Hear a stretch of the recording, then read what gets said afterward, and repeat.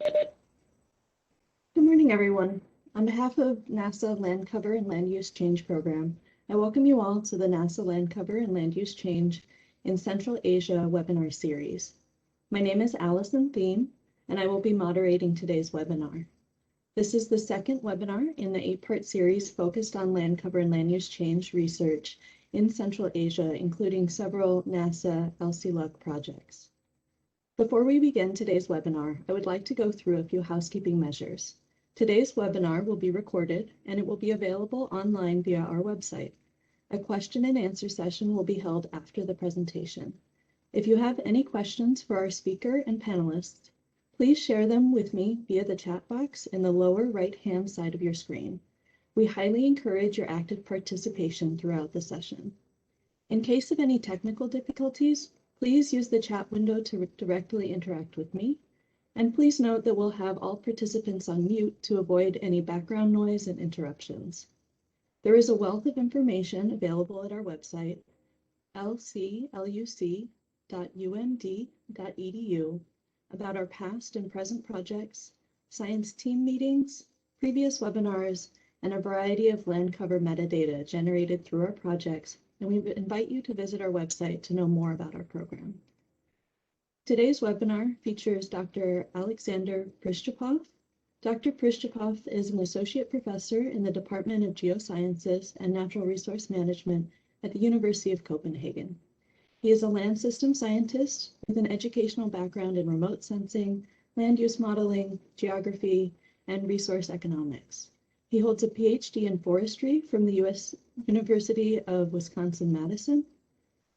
Dr. Prishchepov uses remote sensing to study the causal drivers of land use, land cover change, and agricultural potentials.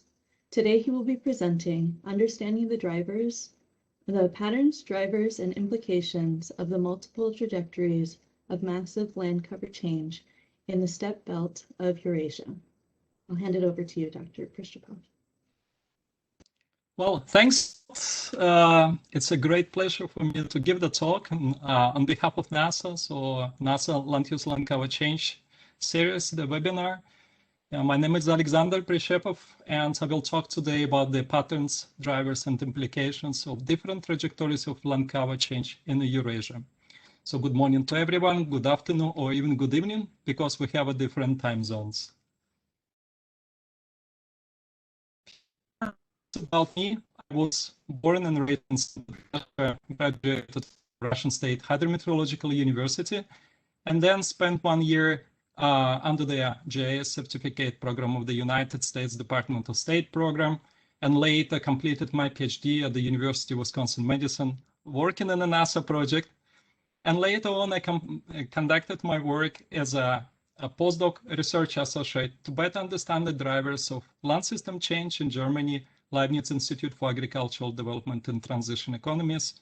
And since 2014, I've been appointed as associate professor at the University of Copenhagen in the field of remote sensing and land system science. So I primarily focus on measuring land transitions and trying to understand the human dimension of the land system change. I would probably will be not so best to say it will be not very nice if I would not mention all those people who contributed to this work what I'm presenting today. Different institutions in different parts of the world, and primarily in North Eurasia.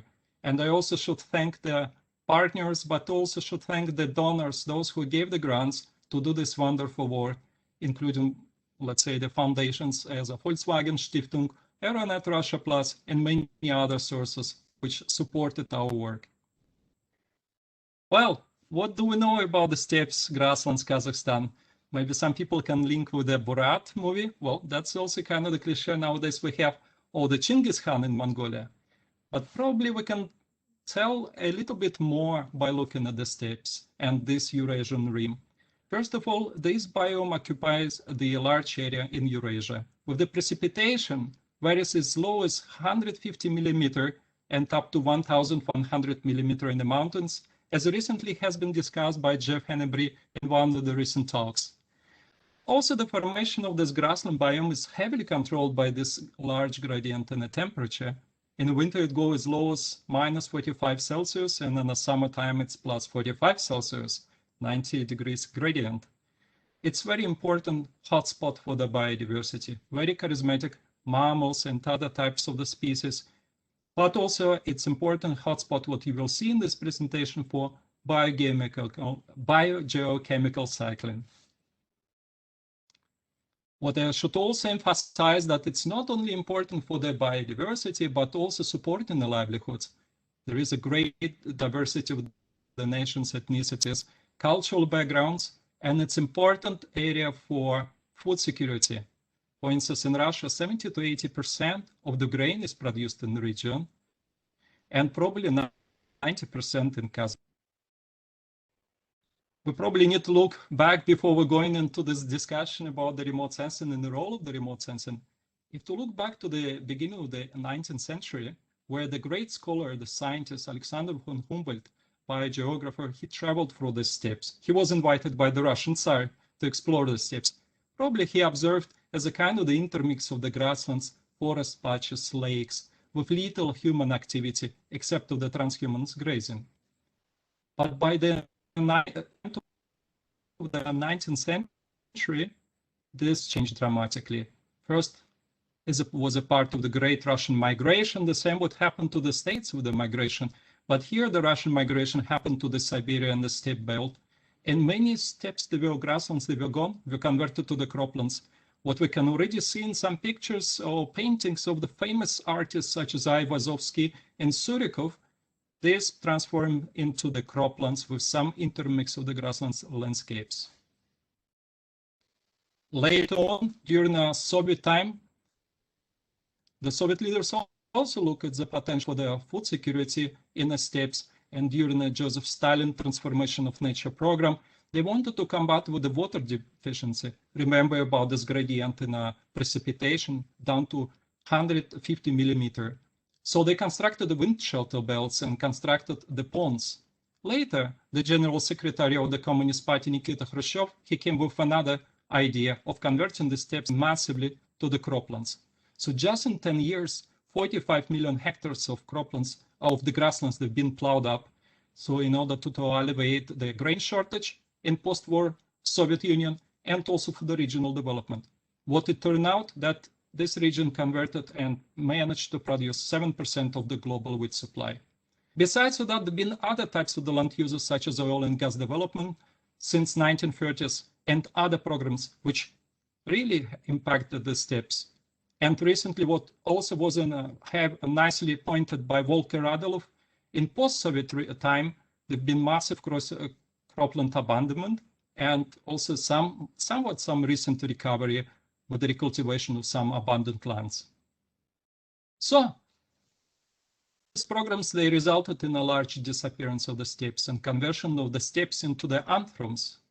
So if we look at the steppes with the land cover type of the perspective, this would represent probably the croplands with different degrees of the human footprint and population density. And the same with the grasslands.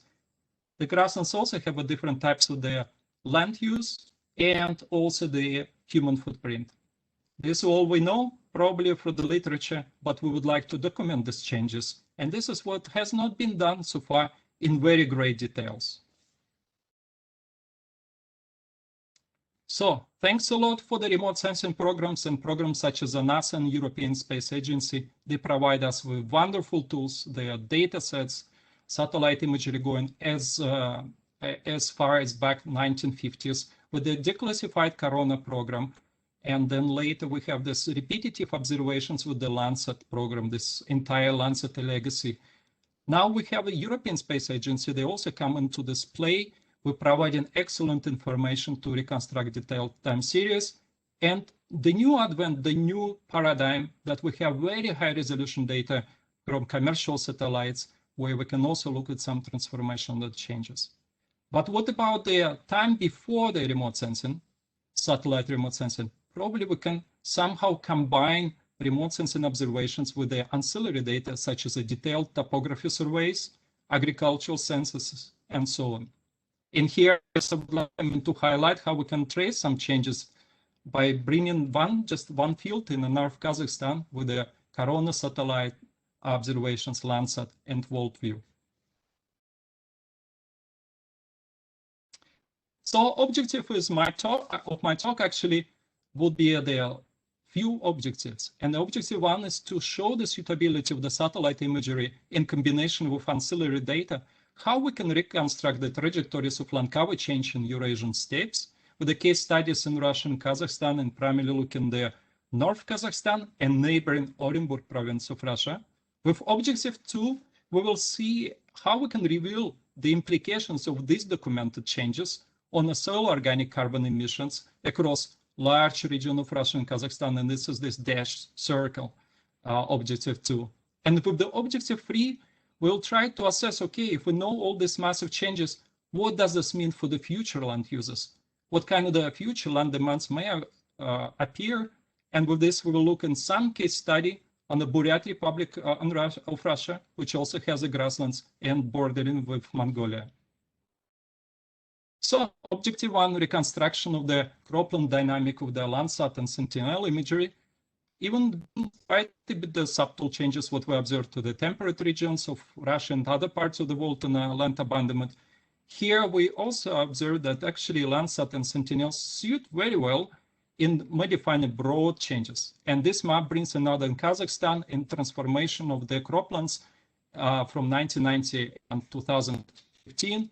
You see with this pinkish color that a lot of areas have been abandoned after the 1990 with some recovery. So in overall, we have maybe for about 28% of the croplands which are not cultivated since 1990, and this provides opportunity for the rewilding. So we can look at the opportunity for the grassland restoration and so forth. So that shows that, in fact, actually this data can be super suitable and super useful for such detailed reconstructions. Just a little bit moving to the left from North Kazakhstan, we have Orenburg province of Russia, and the red color depicts abandonment as well. So what we can learn that abandonment rates, they were pretty similar to Kazakhstan. So 30% of the croplands ceased to be cultivated and slowly returned back to the steppes. However, what we can learn from this work is that the types of the patches and stemming from the landscape ecology, they are quite different. So those steppes which were restored on abandoned lands, they presented large patches, but were not as productive in some other parts, for instance, of Orenburg province, more in the north, where very tiny, small parcelized areas were restored. So that also brings some kind of the quality of the type of the restoration. Perhaps it may somewhat also impact the biodiversity and some conservation planning. So that's also we can learn and use the satellite data for this type of the analysis. Well, we can monitor broad land cover changes such as the cropland abandonment and recovery, but what about other types of the land uses, and particularly with the subtle change, for instance, the decrease or increase of the grazing intensity? We may hypothesize that grasslands may be more used or more exhausted, with resulting in a degradation close to the settlements. But the pressure, livestock pressure, may decrease with some distance away from the settlements, some kind of the economy of scale. What we notice by bringing example of the Kazakhstan, that livestock density also decreased in livestock numbers after the collapse of the Soviet Union. And this is also documented by looking at very high resolution imagery where many livestock stations and infrastructure also decreased. So this also kind of a change in livestock pressure and grassland intensity use over the time. But also we have some natural gradient from the north to south, that more biomass is produced, kind of the grasslands are more productive more in the north than in the south. So we have another degree of the dimension in potential bringing the challenge to monitor these changes. So we use the Landsat data sets and start hypothesizing how we can attribute these changes and understand with some maybe indices. We came up with a disturbance index we proposed for the steppes, and we compared with the similar indices developed by our colleagues, such as the nice work of the Kirsten de Beers from the University of Oklahoma and the previous development in Oregon State University with the Hill Index. Well, the indexes, they perform quite well, but we realized that the index we proposed was a little bit better, let's put in such a way. And this index was based on some difference in the tassel cap analysis, different contributions of the tassel cap brightness, greenness, and wetness.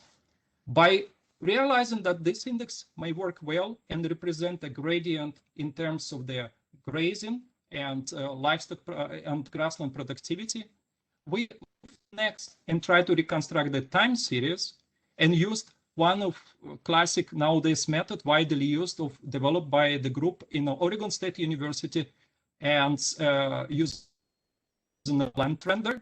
So what we realized, and once we prepared our data sets, it first of all fit pretty well with some modification that we could attribute this over the time. So with the decrease of the grazing probability over the time.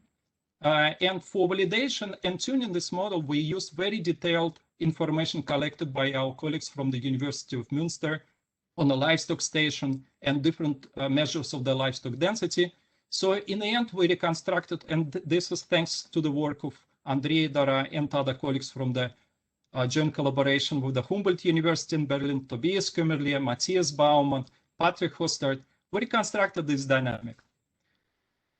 First, this time series helps explain the grazing intensity and match well with the livestock dynamics, overall decline. But also we looked and realized that there is quite a bit of the gradient over this area, and you will probably see that as well in the map presented. So a larger decrease was primarily close to the abundant livestock stations, and also the livestock density or this livestock pressure decreased with the increase of the productivity of the grassland, moving away from the settlements. So entire work allowed us to reconstruct a detailed time series of the Landsats for more than 20 years, the grazing intensity. So that's what we remember. Next thing is that we can use this data sets such as the Landsat and benefit on the Landsat legacy to reconstruct these changes. But what about other changes? If to look at the grasslands, it's very unfortunately, particularly with the very high resolution imagery, we can observe many other types of the disturbances from the land use perspective. Even in the grasslands, like under the restored and abundant lands, zooming in, we observe there are some informal roads, unfortunately even garbage dumps, and even the shrub encroachment from the styling plan of the establishment of the wind shelter belts once they are not anymore maintained. So all these alterations, they have a really profound impact on the steppe ecosystem functioning. So with this, we, in a very rigorous approach, we sampled over systematically close to 8,000 the samples, and we documented in very great detail all possible type of the disturbances, which we grouped in major categories, such as the informal roads, oil and gas development. Remember, one of the most important also expansions in the grasslands, shrub encroachment, abandoned settlements, garbage dumps, quarries, and other types of the disturbances. Once we all sum up these results, it turned out that only 6% out of the 7,000 blocks systematically sampled had not with any disturbances. And disturbances, particularly such as informal roads, were quite common also in the recovered steppes. So that brings another dimension, another fragmentation, even in this recovered steppes that had not been documented before. And perhaps this brings a great advantage of having this very high resolution data and combined with the data like a Landsat and Sentinel-2.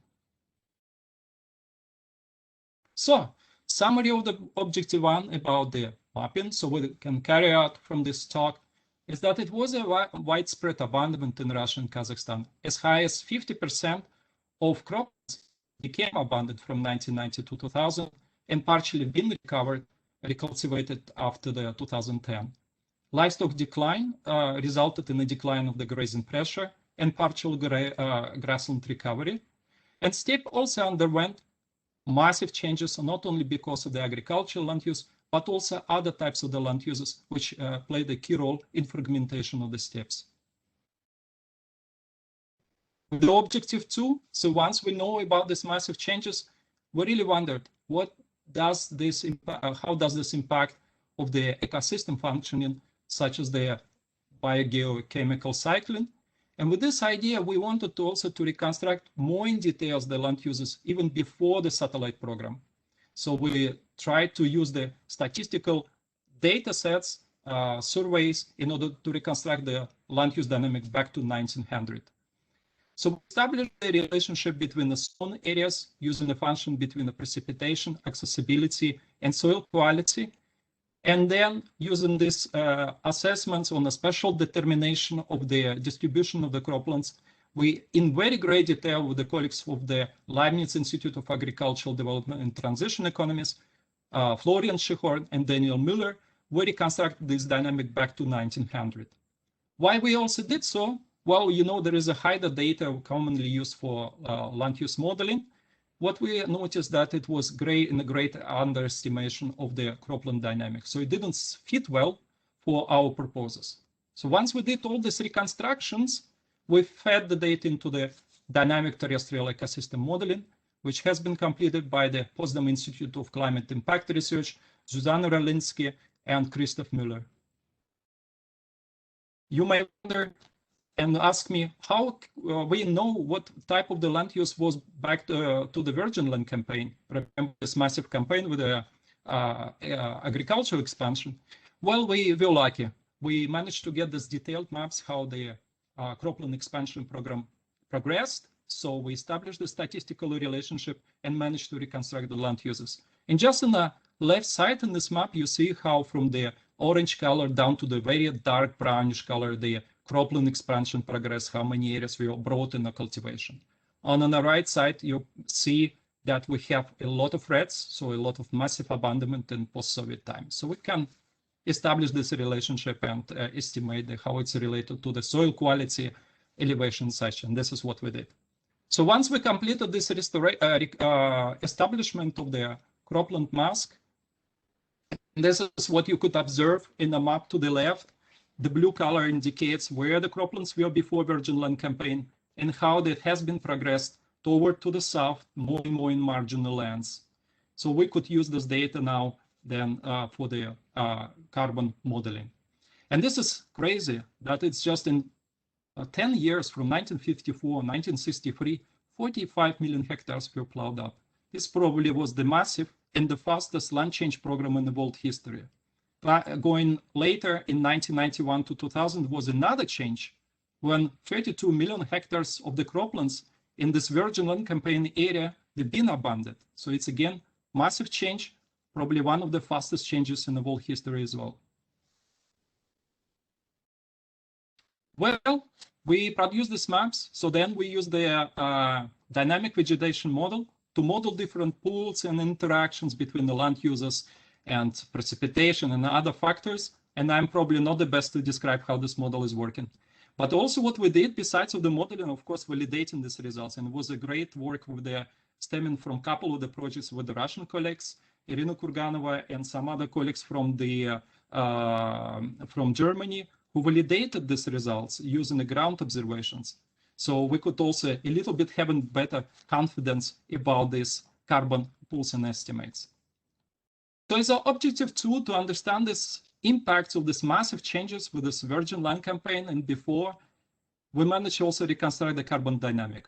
And what we observed has been kind of the increase of the cropland kind of also contraction in World War II and carbon offsets, so carbon sequestration.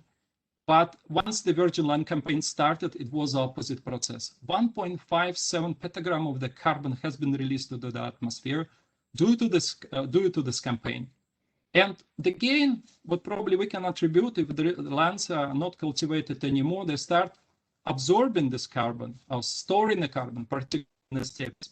And if you look what happened after the 1990 with this massive collapse of the Soviet Union and withdrawal of the croplands, only 0.5 of the petagram of the carbon has been stored in the soil and vegetation. So we can say that even this massive abandonment occurred, so far it didn't completely offset the carbon emission happened before during the Virgin Land campaign. We're a little bit becoming, would say, a bit fuzzy with the estimates if we move in the future, let's say after the 2060, there are a lot of great uncertainties about different climate change predictions and such. And this is also we try to attribute in some of our works. Also, quite importantly, once we compared our estimates with the HIDE data, which how much this data sets, global data sets, they heavily underestimate this carbon pools or this carbon dynamic. So as an objective 2 summary, we noticed that this, as a prerequisite for the accurate assessment of the carbon dynamic, the detailed land cover change maps are really backbone. So remote sensing in combination with the historical maps allow reconstructing low cover change. And that's kind of the advantage we can take as well, using the remote sensing and combine with other types of the data sets, and we show how to do it. Virgin Land campaign had a dramatic contraction of the steppes, but also carbon emissions, and can be compared with the emissions with some hotspots of the global deforestation. Recent massive abandonment of these lands didn't compensate in full these carbon losses. And given keeping in mind that now we kind of observing the new campaign that some governments, they were forced to recultivate the land, bring back into the production, we need to be really careful, because not everywhere the yields really improved. By looking at the Kazakhstan, yields slightly improved, but if to recultivate these lands will be not completely efficient in terms of the having again low yields and large carbon emissions.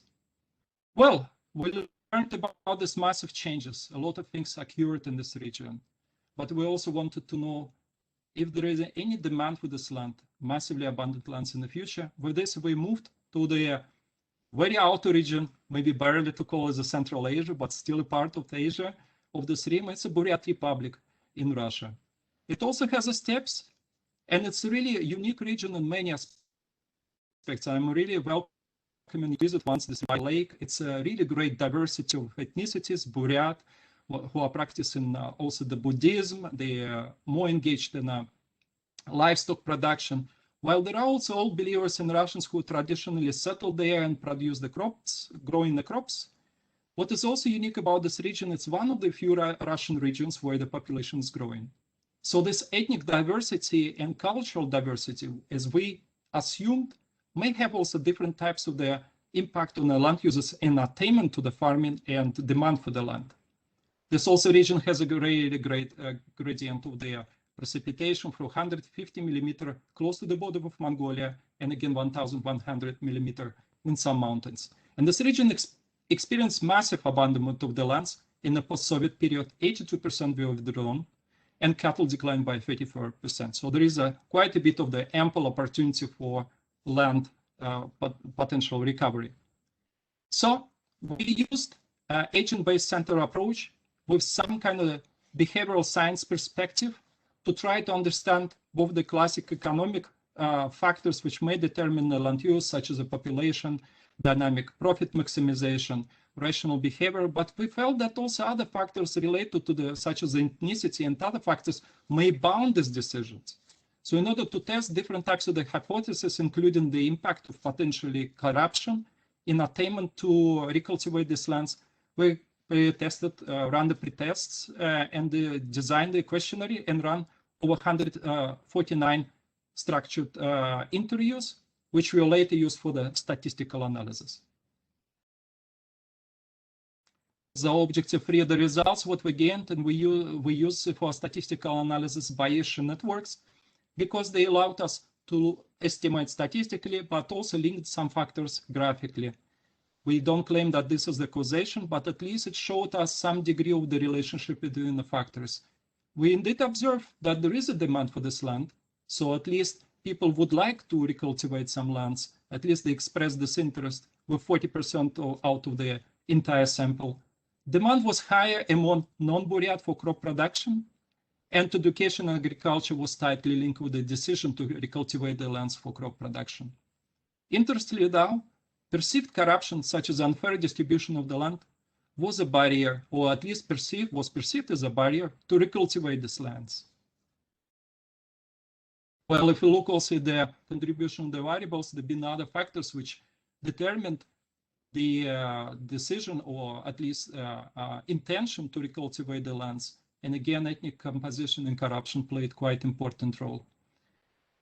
We also notice, and this is more in a side on the right side, so we also ask the farmers to respond if they would like to recultivate land, where they observe this land, what kind of land should be. Many of them, they express the interest of recultivating without afforestation. Again, it's not only grasslands, but some areas in a forested biome that can be forested. And this is where there've been quite a bit of the interest, some interest, but not as much as without recultivation. This is we need to keep in mind that after 30 years of massive abandonment, in many areas they were already converted to the natural, semi-natural areas. So probably there is not that much ample space actually for recultivation. You may probably place a valid question. Well, this is just intention. This is not necessarily the action. And this opens the great opportunity to understand the nudges, to move the next and try to understand if this is the aim, to recultivate some of the lands in the future, what can be done in order to stimulate these decisions. As a summary of this talk, it's kind of the summarize what I was presenting today, what we observed from this talk and maybe carry out for our research. Steppes underwent unprecedented contraction and partial recovery during the 20th and 21st century. And multi-source remote sensing plays a really fundamental role. What you see that it's a massive areas, large areas needs to be monitored. They have a really fundamental role in revealing land cover change in Eurasian steppes. Both cropland expansion resulted what we also observed in a strong carbon footprint. And this is also we need to keep in mind if we study land use legacies, how does this impact this different geochemical cycling processes in the world. Even this maybe campaigns that took place long back in time. There is intention to reuse some of the abandoned lands. That's what also we noticed in Buryat Republic. However, the barriers such as the corruption, this is unfortunately very common among transition economies in Eurasia, should be removed. It's important to find the nudges if the action is to recultivate this land. So there is some intention or even the decision of the governments. However, and this is where I would like to emphasize, any recultivation should be really weighted up regarding massive opportunities for the biodiversity conservation and ecosystem services, but also we should include and consider the improvement of the livelihoods. With this, let me just spend a few seconds and to show some slides. You don't need to remember now and to write down, but maybe later to revisit recorded presentation. You can access some of the already published works and read a little bit more of this type of the studies. And I hope they will also engage your research as well and stimulate productive and fruitful discussion and cooperation. So that's another slide with some works conducted with the colleagues. And with this, let me proceed to this slide with my wonderful colleagues in different parts of Eurasia and also in the world, without whom this work would not happen. Do you see how it's also diverse in terms of their backgrounds and also the combination of the different visions? And I'm very happy that we have all strong colleagues also in the regions where we're working. So my big thanks to the collaborators, not only those pictures we have here. And with this, I would like to wrap up the presentation. Thank you, Rahmet, Spasiba, Mangatak, and Danke.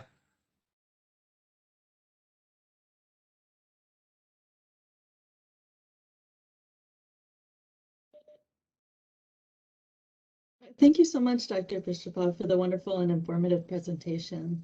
We now have several minutes to take some questions. I'll read these out from the chat box. If you would like to ask a question, please enter those in the chat box in the lower right-hand side of your screen, and include your name and country if you would like to share that. So the first question we have is, what do you think about integrating radar data for future monitoring? And is it possible to detect abandoned fields with radar, perhaps Sentinel-1?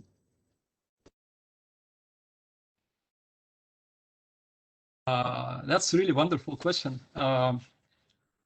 I primarily spoke about the optical data sets, but that doesn't exclude the role of the Sentinel data. And it may bring some kind of the additional advances, as you probably know, that it's a cloud-free, but it also brings some additional challenges here, the pre-processing, what to consider as information, or to consider what is not information useful for change detection.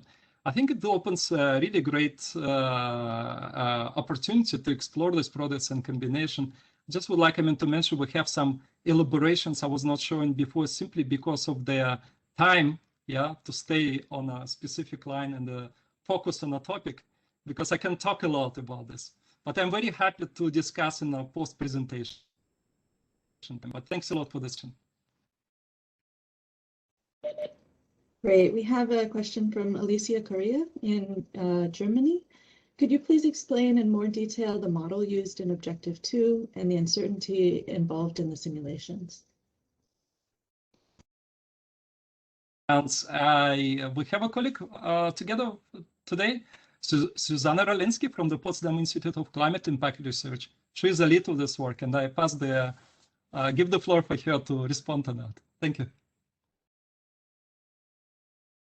Yeah, thank you for the question. My name is Susanna Rolinski, working at the Potsdam Institute for Climate Impact Research with a dynamic model named LCLUC. So this is a model including the hydrological, the carbon, and the nitrogen cycle in one framework.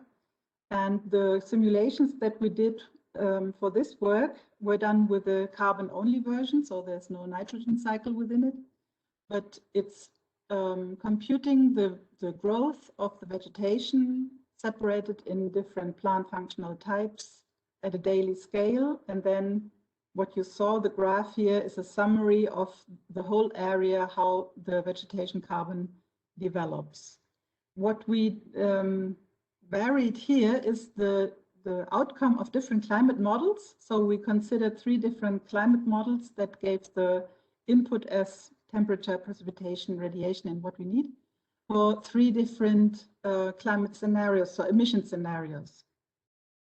And that gave the uncertainty or the range of the results at the end of the century. And this also explains why the uncertainty is only so high at the end of the century and not nowadays, because the climate models agree for nowadays. I don't know if that's answering, but of course I can also provide some literature and other information if that's wanted or wished.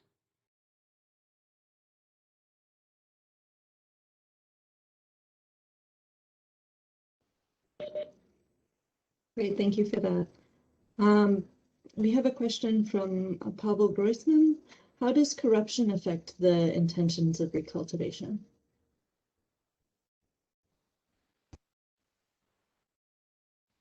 Well, thanks a lot. That's really a nice question. And we had a really long discussion with the behavioral economists and on the topic of the corruption, because corruption has really, actually, we didn't, before we started doing the work, we didn't realize that how many dimensions corruption has. So in our work, we just concentrated on an unfair distribution of the land. And once the people observe unfair distribution of the land, let's say between me and someone else, I'm shuffling around, for instance, the land, it also decreases the not only incentives of investment on the land, but also accessibility. Sometimes for the there are not so much money, but it may be also related to the receiving some subsidies to recultivate the lands and such. And the people, it just decrease the incentives ecologically. And this is incredible how this may impact the decisions on the land use.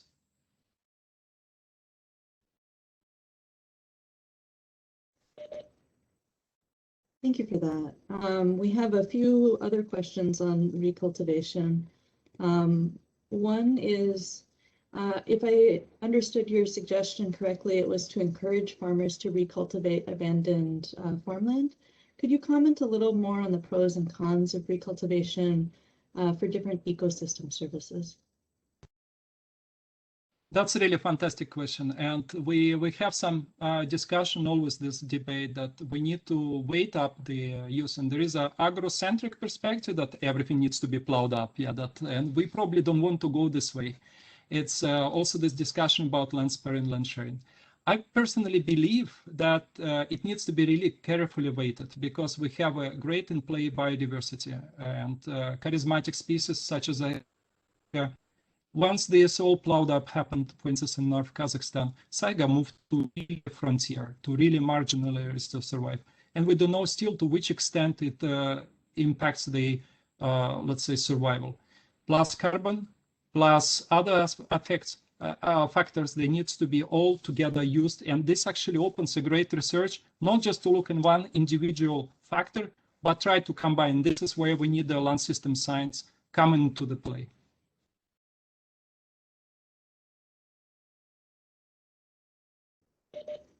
Understood. There's a question, how does cropland abandonment affect food security? Wow, that's wonderful questions. And I attribute to the work, I really had the pleasure to work with the colleagues at YAMO, Leibniz Institute for Agricultural Development and Transition Economics, and some other colleagues.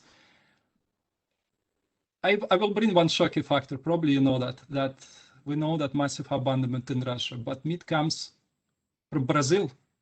Isn't it ironic that having so much abundant lands in Russia, more than I have, and being one of the key importer of the Brazilian beef with strong footprint, this is a great example of so-called telecoupling, where the land use due to the abandonment shifts to somewhere. And this is also we need to understand from the land system angle, these processes. And actually remote sensing gives us a great power to look at these land transitions.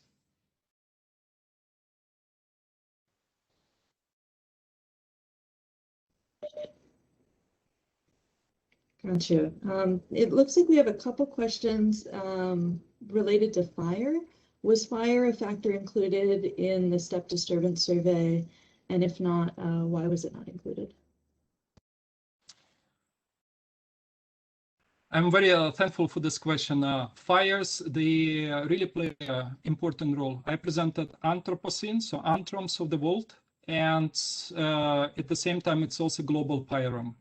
Once the people are not there, and this is also has been shown in a number of the works, and stay tuned, some new works will come soon. Yeah, that we continue working. I should also attribute to some works already done by the colleagues from Andrei Dara. He is here. He can also easily answer in this question.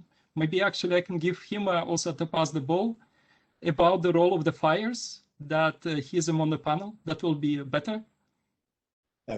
Thank you, Sasha. So actually the fire regime changes were quite interesting in the area because there were multiple factors that played a role there. And one of them is agricultural burning. So that affected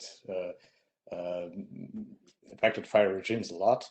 And they started surprisingly in the late 90s, I would say, and probably due to the lack of control from the government, although as I know, they were always banned in the area. And then they have declined in the late 2000s, I would say. And another one is, fires play a role of so-called pyrrhic herbivory. So the more grazers, natural or just cattle, appear in steppes, the less fire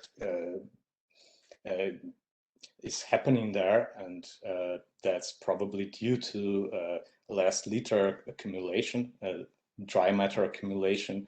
But on the other hand, so the fires could start due to the negligence of for example, people who are leading their herds.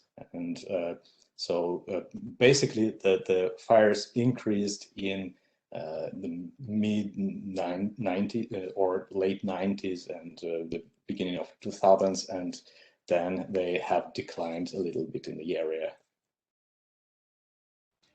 Yeah, just something to add. First, to introduce Andrei. Andrei did a wonderful PhD also mapping and reconstructing the fire dynamic in North Kazakhstan with the Landsat data.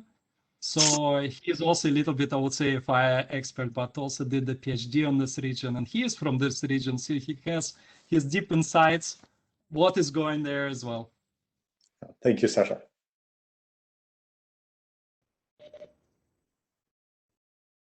Thank you for that. We have a couple questions related to the drivers of land abandonment. Can you elaborate more on these drivers and summarize perhaps the major factors of land abandonment? Well, it's really interesting the question. It's if I would be in the beginning of my PhD, which I did with Volker Adolf in Wisconsin medicine, I would say that's the easiest story, profit maximization. Now, after some time, I'm not sure that it's so easy to answer because the patterns of abandonment, they are so diverse. It's first of all global land change process. And if we look at this region, even in this region, the drivers are quite diverse. So they all come from the concept of the underlying causes, economy, technological changes, policies, yeah, the absences of the policies or not, behavioral characteristics, individual decision-making, predisposing biophysical site conditions. So all this in a different interplays may cause the abandonment. So we need to look, if we want to understand the entire process, driving abandonment, we need to look at the different angles, different levels. We need to combine maybe a bottom-up and top-down approaches. We need to talk to the farmers. We need to talk to the decision makers. And actually, not only using in the past, I was always strongly relying on econometric techniques, but also using social science methods in order to reconstruct the storylines and to consider different factors. So it's a really interesting field by itself. Again, if someone is moving to that, I'm just applauding and recommend to dig into these topics as well. Good to hear. This is a sort of related question on land abandonment. When abandoned lands are to be reclaimed, do potential investors get any structural or structured political support from the state? It's a really wonderful question. And we have here today, specifically concentrated just in two countries, large enough, Russia and Kazakhstan. And there's been quite a bit of the work of the social scientists in Europe and other parts of the world where they look about the land grabbing and those players who are engaged into this, like a large agro-holdings, structural enterprises, and what is the role of the political linkage. So I would say it's also a complex question, and there is a somewhat support. And also there are some very small subsidies we cannot compare with the large subsidies in the European Union. So obviously those enterprises and companies which have a cash in hands and have some connections, probably a little bit better off than others. But this actually asks and recalls for additional research. And again, it's good that if we have social scientists and political scientists who look at these topics as well, plus agriculture economists. Agreed. We had a couple more questions related to land management decisions, and it sounds like this is an area for potentially more research on the social science side. You mentioned the low carbon efficiency in cropland conversion. You mentioned there's low carbon efficiency in cropland conversion in Kazakhstan and Russia. What do you mean by this? Did you refer to the additional emissions from conversion in relation to higher crop output from the conversion? That's a really good question. Again, about it was maybe a little bit I tried to hypothesize when I looked at the yields, because if these days we can get better yields, yeah, maybe a little bit with the more inputs, but simply improvement of the management. Yeah, that's not only comes with the inputs, and you will be surprised in some areas we work with the colleagues like in Russia and Kazakhstan, the inputs are zero. Not in terms of the fuel, but in terms of the fertilizers, no fertilizers at all.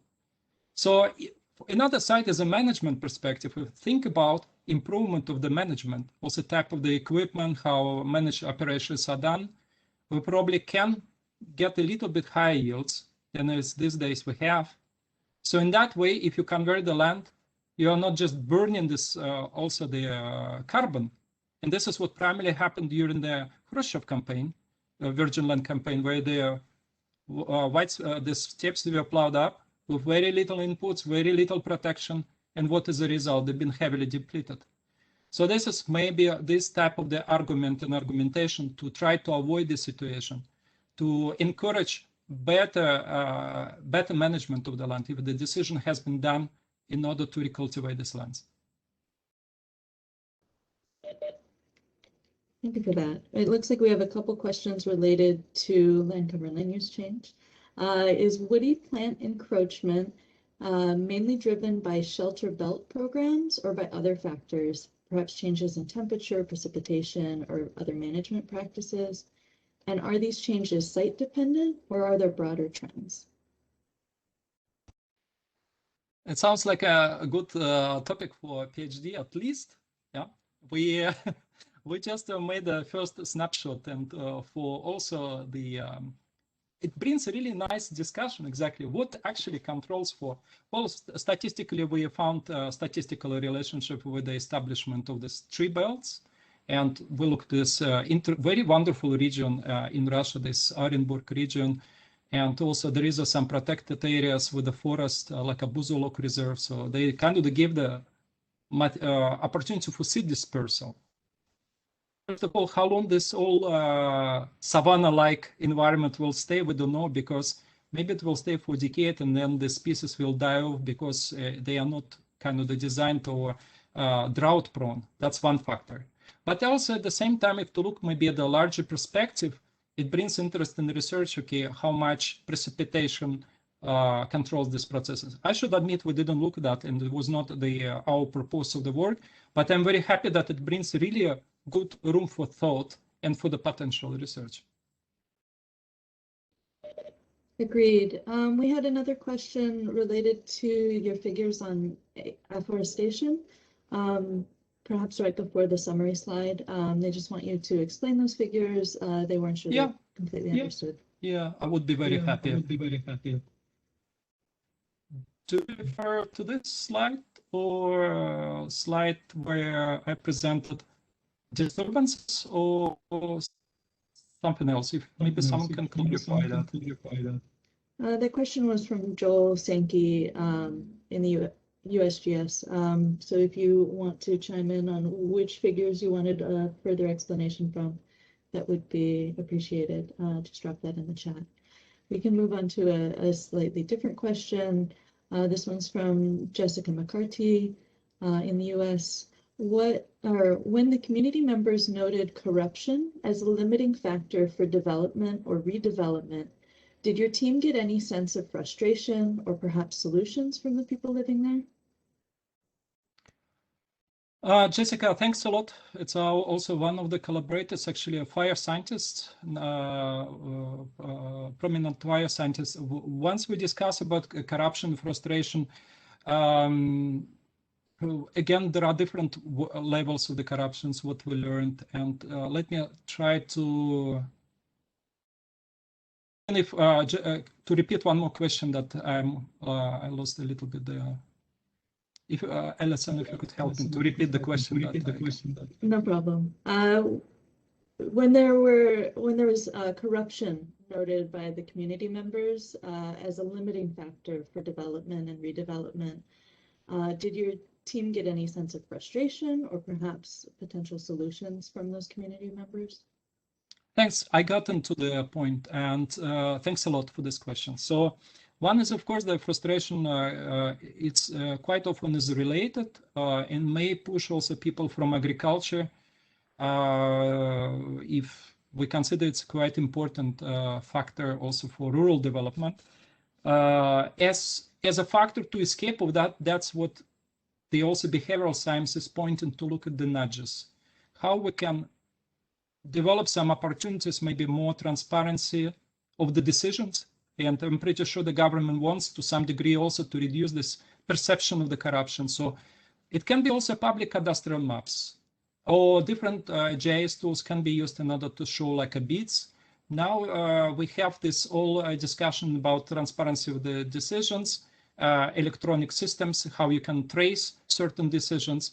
And this is something what can also help to make it, to avoid this kind of the rumors and making better transparency. We also should consider there is ethnic factor. We didn't discuss that as well, to which degree it affects different groups, but probably also to look in these factors, how that can be tackled at the different levels. And this is why probably the programs like, again, NASA Land Use Land Cover Change program and similar may stimulate this interactive work between the different types of the fields, land system scientists, social scientists, remote sensors who are producing the maps, so working together to study these topics. Great. Going back to the previous question, they say it's the slide prior to the summary slide. They didn't understand the connection between the values presented in the two figures about afforestation and the points made in the text of the slide. So I Is think it something it's before here? the final summary slide. Before final. Just let me So this. Yes, let me something to describe. Sorry, the slide should be a little bit busy. So one is we looked at the factors which may affect the intention to recultivation. And in our questionnaire, because it was pretty large question, we collected the questions. One of the questions we placed, or set of the questions about if the people would like to recultivate the land, what kind of the land do they expect to have, they would like to have, and for which purpose they are going to have. So those are the questions, and also we look at the size of the size of the areas. And what it turned out, maybe it's quite logical from the economic perspective that they wanted to have without afforestation, particularly for cropland production. And once it's more and more afforested, they're more preferred for this kind of the low input system, pasture, hay fields. Also, it affected the decisions about how much to bring. So some they would like to have, let's say, large fields, and those which are not afforested. And then the intention or interest in having this land with large afforestation goes down, and also impacts the size of the fields. So this can be interpreted, again, if after 30 years, if let's say certain area is afforested, the demand is going slowly down. Why it's also important, because sometimes the decision in terms of the recultivation, they're kind of delayed. The legislation is not in a place, investments are not in a place, but nature is taking over this land. So longer this decision is not kept resolved, more land is encroached by shrubs and a little economic interest is coming. So that can be placed in this way. But thanks for the question. And then we have a couple related to the models and the data that you used for these. Did you parameterize the model for the region that you simulated, or did you use available parameterization of the model?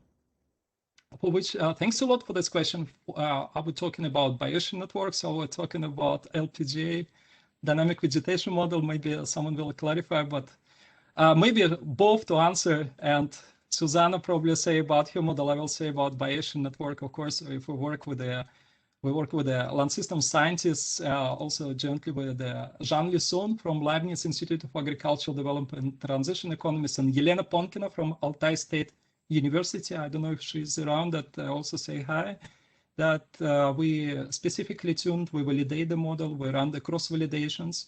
So before bringing this paper, bringing this analysis in a paper. And if you wouldn't mind, again, I would like to use a great opportunity of having such a great panelist that Zuzana Rolinski, she will answer on a question about parameterization of the LPGML. Yeah, sure. So the model was not changed from the other global simulations that we do. So we did not specifically target to this region. The only thing that differed was so we wanted to see what is more important, the climate change or land use change. That's why we use different input data sets. What Sasha showed was the two different data sets, the usually from us used global one, which does not really represent the cropland expansion and abandonment. And we used this specific data set from this region, plus two other scenarios where we have after 2010 land cropland abandonment and another cropland expansion to see what in the future is most important. And we used the outcome of global climate models as the input for the climate data we need. So there was no specific adjustment to the area. There was one other brief question about the LPJML. How reliable is this model for the steppes? Well, there's I'm trying to be a bit concise because I could talk another hour about this. So what we see is that the carbon cycle is quite well represented. From what we see and what we could compare to data, we are quite confident that the representation of the soil carbon and so on is quite good. What we know is that for the vegetation, we have a difficulty in really representing a mixture of grassland and trees. So the model tends to be more on the side of either really forested area or grassland area.